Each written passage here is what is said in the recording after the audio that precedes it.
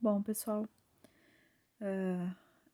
eu entendo que a gente estava falando de um assunto que é bem complexo, muito detalhado, que é a química, muito exato, cheio de pequenos pontos muito importantes.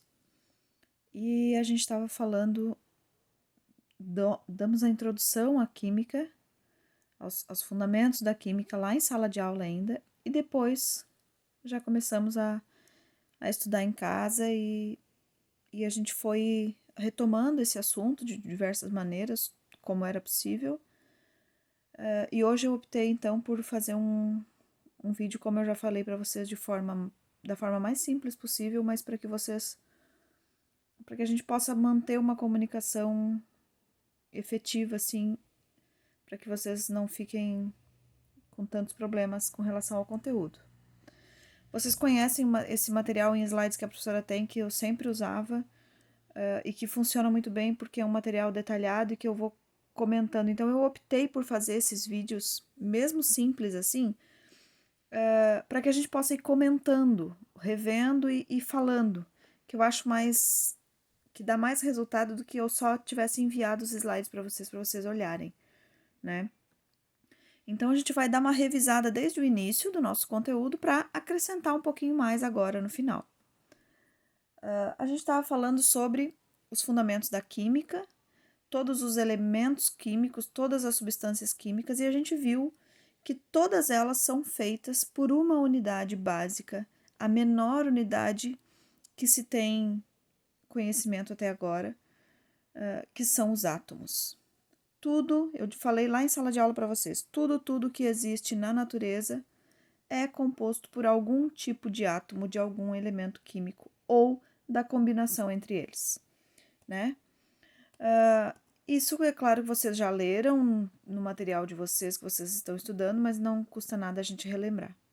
Então, esses átomos que estão representados aqui por esferas de cores diferentes, de tamanhos diferentes, formando moléculas ou arranjos atômicos diferentes, eles são de elementos que existem na natureza e que se combinam para formar tudo que a gente conhece, todos os materiais vivos e não vivos também, tá? Então aqui a gente tem exemplos de átomos, onde vocês podem observar que, por exemplo, representado pelas mesmas cores, o átomo que aparece aqui em vermelho, ele aparece formando uma molécula. Aqui ele aparece num outro arranjo e já é outra molécula. E aqui ainda ele aparece num novo arranjo, com outros átomos, e forma uma terceira molécula diferente. Então a gente pode ver que, de acordo com o tipo de união que estes átomos fazem, eles formam substâncias diferentes. Daí a explicação de que com poucos elementos químicos existentes a gente pode conhecer muitas e muitas, todas as substâncias que a gente conhece, de tantos tipos diferentes, por causa do arranjo atômico que essas moléculas têm, certo? Vamos em frente. Nós vimos também lá no começo que existiram muitas teorias.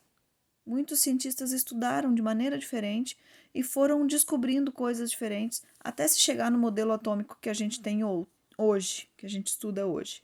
Então existiram várias teorias, como a teoria de Dalton, que foi o primeiro a supor alguma coisa com relação à formação dos elementos químicos e das substâncias que se tem, e ele dizia que os átomos eram todos uma esfera compacta e de estrutura todos iguais. Depois veio a teoria de Thomson. Thomson disse que não era bem assim, que naquela esfera maciça que Dalton tinha proposto existiam outras partículas com carga elétrica, que eles não eram tão simples como Dalton tinha previsto. E depois veio o modelo de Rutherford-Bohr, que foram dois cientistas, né? O Rutherford, Ernest Rutherford e Niels Bohr, que estudaram juntos e descobriram que não era nada de uma esfera maciça, que o átomo, ou os átomos de tipos diferentes, eram compostos de uma estrutura mais complexa um pouco, que era dividida em duas regiões. A região do centro do átomo, do núcleo, que continha partículas com carga elétrica positiva e também partículas neutras para balancear essa carga elétrica e fixar as partículas positivas ali no centro. E em volta do núcleo existe uma região com movimento, onde as partículas com carga elétrica negativa circulam e fazem com que seja possível a ligação de um átomo com outro. Isso a gente já estudou sobre isso, vocês já leram, né? Então, esse é o modelo que a gente tem hoje. Como a gente fala de substâncias, átomos carregados eletricamente, ou seja, com partículas elétricas negativas e positivas que funcionam como se fossem ímãs uns com os outros, a gente tem situações em que esses átomos são estão estabilizados, neutros eletricamente, e outras situações que eles não estejam eletricamente neutros. Então aí a gente tem nomes diferentes. Quando um átomo está eletricamente neutro, ele está na sua condição normal. E quando ele sai dessa condição normal, ele vira um íon, que é um átomo eletricamente carregado de partícula elétrica. Se ele tiver uma partícula positiva a mais, partículas positivas a mais no seu núcleo, ele vai ser chamado de cátion. E se ele tiver partículas negativas a mais na sua região de fora, na eletrosfera, ele vai ser chamado de ânion. Então, existem átomos que, quando não estão neutros eletricamente, eles podem estar carregados positivamente, os cátions, ou negativamente, os ânions. Isso é muito importante para a gente entender as ligações químicas que eles podem fazer. Porque quando eles não estão neutros eletricamente, é que eles ficam capazes de fazer ligações químicas. Quando um átomo perde ou recebe carga negativa, é que ele vai estar vai estar disposto a realizar uma ligação química. E aí sim, formar materiais novos com outros átomos. Muito bem. A identidade de cada átomo é dada pelo número atômico, por um número de quantas partículas positivas ele tem no seu núcleo. Então, a gente sabe que cada elemento químico, cada tipo de átomo, ele é único, ele é de um tipo específico diferente dos outros. Ou seja, átomos de oxigênio sempre vão ter o mesmo número de partículas no núcleo de todos os átomos de oxigênio. Átomos de hidrogênio sempre vão ter partículas positivas na mesma quantidade de todos os átomos de hidrogênio. Esse é o número de identidade dele. Então, a gente conhece o tipo de átomo que a gente está falando pelo número de prótons que ele tem, partículas positivas que ele tem no núcleo. E, ao mesmo tempo, esse número é chamado de número atômico, ou seja, é o número do átomo. Aqui no nosso exemplo, o átomo de hidrogênio, ele sempre tem um próton no seu núcleo. Ele é o menor átomo que existe, o mais simples. Ele tem uma partícula no seu núcleo. Então, o número atômico dele é 1. Sempre que eu apontar o elemento de número atômico 1, eu sei que eu vou estar falando do hidrogênio. E assim sucessivamente. O número de massa, ou seja, o peso desse átomo, a quantidade de matéria que ele tem, o número de massa dele, vai ser a quantidade do número atômico, ou seja, o número de prótons que ele tem no núcleo, partículas positivas, o número atômico, que é representado pela letra Z, mais o número dos nêutrons que tem lá no núcleo, que são as partículas sem carga elétrica, que estão lá apenas para estabilizar a massa do átomo. Então, são dois identificadores que a gente tem dos elementos químicos na tabela periódica. O número atômico, que é representado pelo Z, que é a mesma quantidade do número de prótons, e a massa atômica, que é representado pelo A, que a gente obtém somando o número de prótons mais o número de nêutrons. Então, a massa é tudo que está no núcleo do átomo, certo?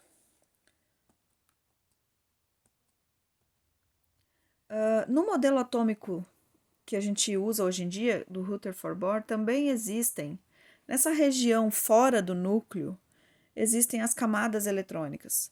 Vocês trabalharam isso em sala de aula, né? Vocês chegaram a fazer atividades sobre isso. Existem 7 camadas eletrônicas em volta do núcleo de cada átomo e elas comportam determinadas quantidades de elétrons, partículas de carga elétrica negativa.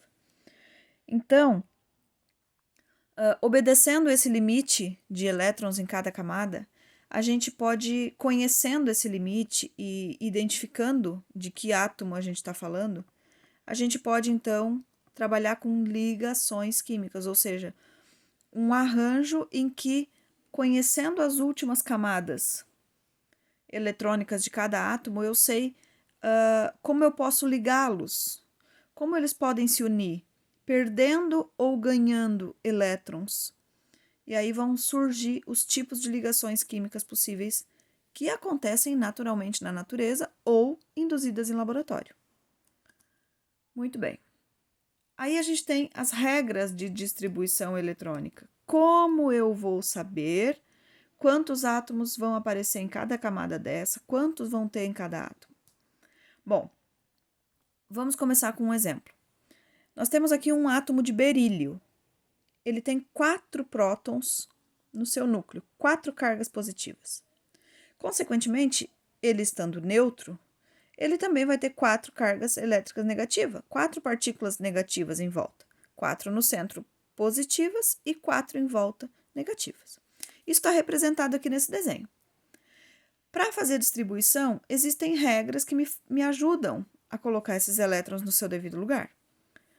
Ou seja, eu sei que na primeira camada, perto do núcleo, eu só posso botar 2. Não cabem mais de 2, só posso colocar 2.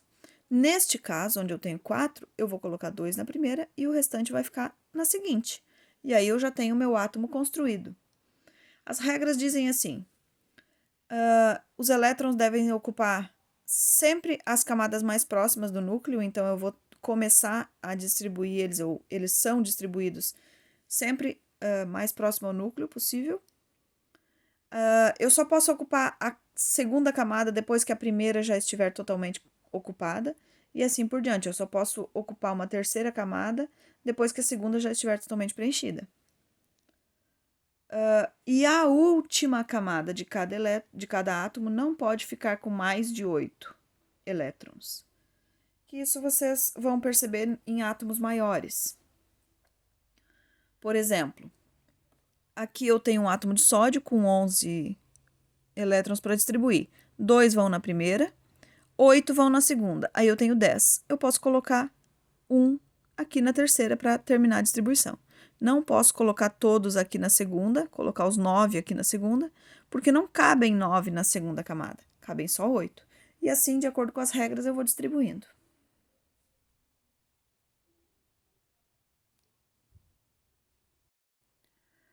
Quando a gente fala de átomos, a gente sabe que todos os átomos iguais, unidos, eles formam elementos químicos, né? Eles são dos elementos químicos. Então, um elemento é formado por um conjunto de átomos que tem o mesmo número atômico, ou seja, são todos iguais. Por exemplo, aqui a gente tem como demonstração varilhos de ferro, que são todos formados por átomos do mesmo tipo, todos iguais, unidos formam o mesmo elemento. Aqui a gente tem um novo exemplo de um novo átomo que tem 2 prótons no núcleo, então o número atômico dele é 2.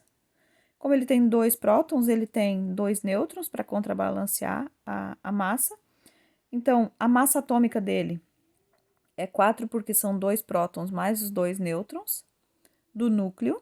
A massa é tudo que está no núcleo, ou seja, 4 partículas. e ele tem mais duas negativas girando em volta do seu núcleo. É uma demonstração básica de como se organiza um átomo.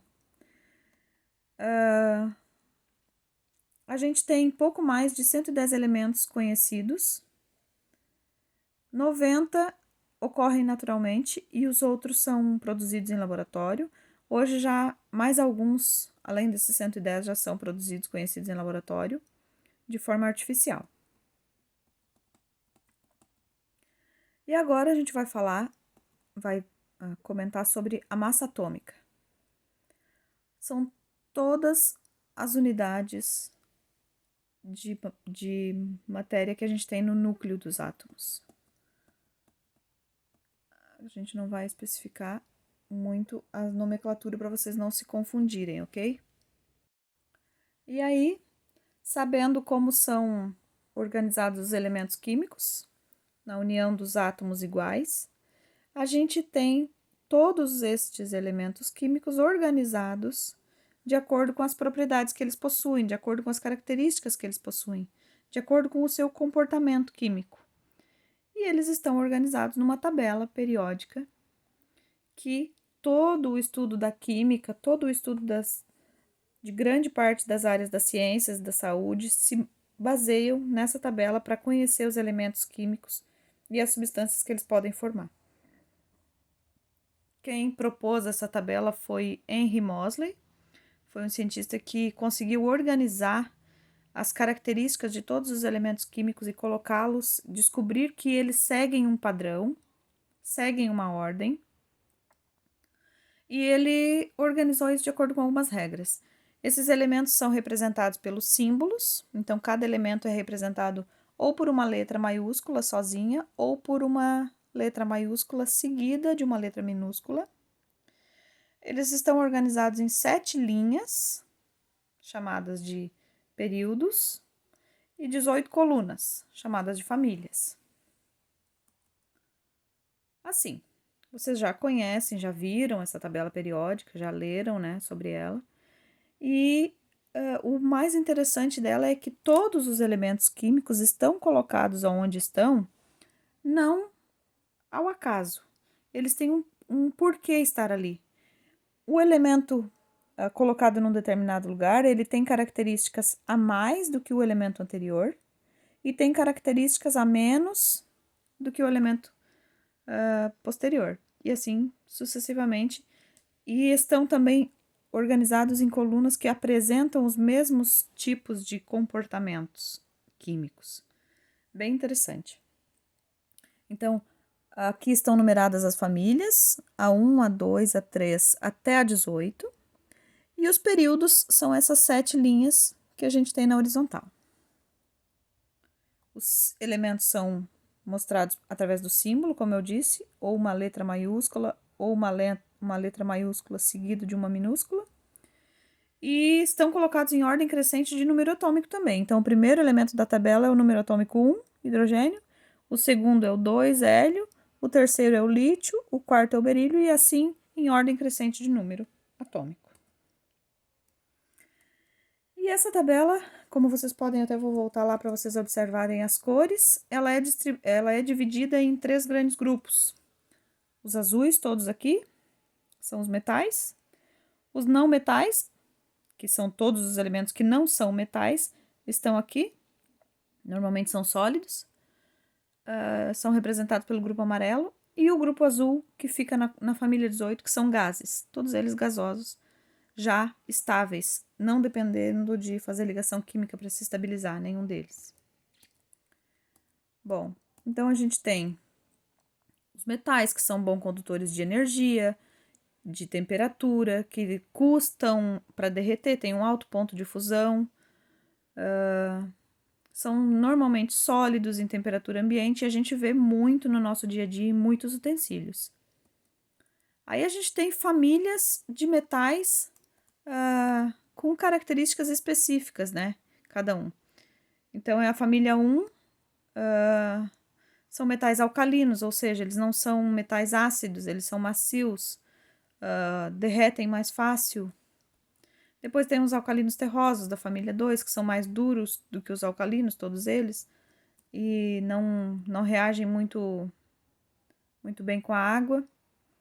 Os não metais, que são aquela parte, aquele grupo menor na tabela, eles são na maioria sólidos e eles não conduzem bem a eletricidade e o calor, ao contrário dos metais, né? A família 17 são os halogênios, que a gente chama, que são os não metais, especificamente esses 5 aí, eles formam sais. Então, são os cloretos, os iodetos, os fluoretos, todos esses sais são formados com esses tipos de metais, de não metais. E os calcogênios, que são os metais do grupo 16. Os gases nobres, são os da família 18, eles já são estáveis em situação normal ambiental. Eles não tendem a fazer ligação química com ninguém, porque eles já têm 8 elétrons na última camada. Então, normalmente, eles são usados puros, por isso que eles chamam de nobres. Tipo, não se misturam com ninguém. Ai, meu Deus. Isso aí. Bom, uma passagem rápida pelo assunto que a gente já tinha visto, para chegar em ligações químicas, que é o nosso novo assunto daqui para frente. O que são as ligações químicas? Como acontecem as ligações químicas?